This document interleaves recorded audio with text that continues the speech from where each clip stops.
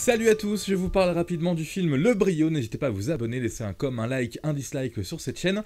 Le Brio, le film de Yvan Attal avec Camélia Jordana, Daniel Auteuil, que j'étais très pressé de voir et qui m'a un petit peu déçu, surtout au début du film. Finalement après ça commence à partir, ça commence à être un petit peu ce que j'attendais de ce film. Le gros premier problème pour moi, et c'est aussi un peu de ma faute, c'est le casting. Je m'attendais à autre chose, j'avais oublié que Daniel Auteuil a vraiment beaucoup vieilli et que finalement le rôle qu'il joue dans ce film là, on a l'impression que c'est plus de la composition mais que c'est un petit peu lui tout simplement aujourd'hui.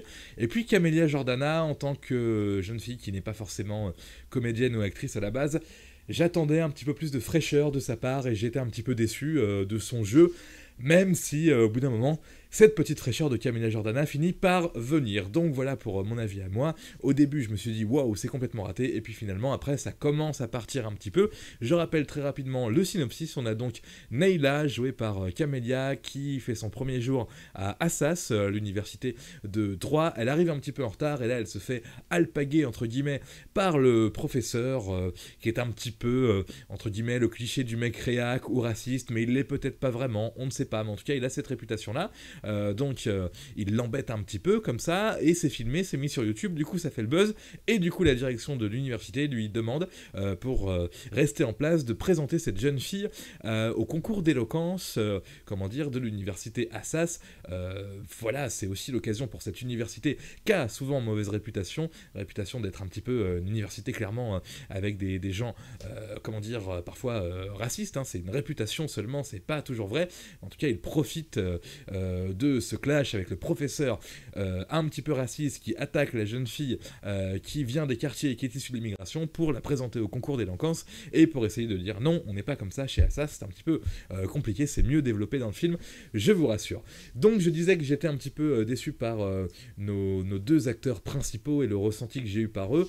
J'ai été aussi un petit peu déçu par la manière dont ce film est cliché. Alors premier gros cliché, c'est quand on va voir la jeune fille Neyla chez elle, on va considérer qu'elle habite en banlieue, à Créteil, dans une sorte de cité.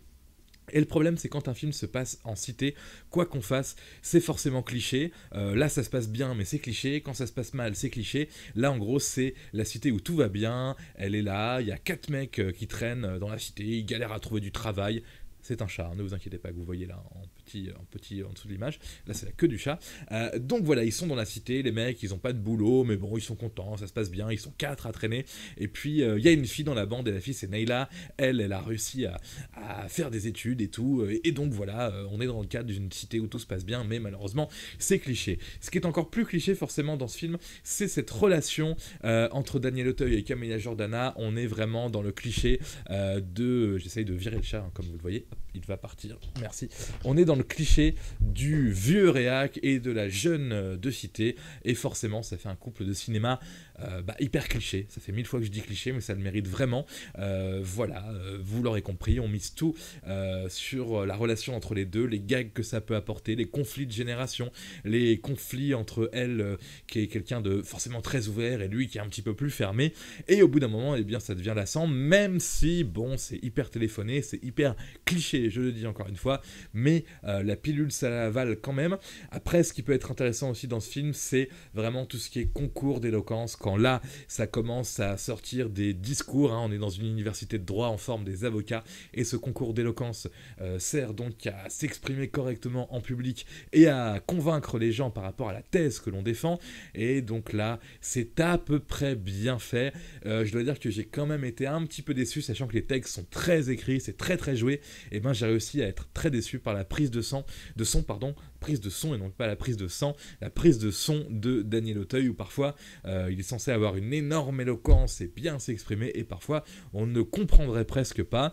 Donc un film, je suis du genre à défendre vraiment à fond les films français, à les aimer même avec leurs défauts et tout. Celui-ci, je pense que je l'ai vu une fois, je ne le regarderai pas une deuxième fois, ça m'a suffi vraiment, mais ça m'a donné envie de regarder un autre film avec Camélia Jordana que j'ai raté durant l'année 2017, je ne sais plus comment il s'appelle, mais il n'y a pas 36 000 films avec Camélia Jordana.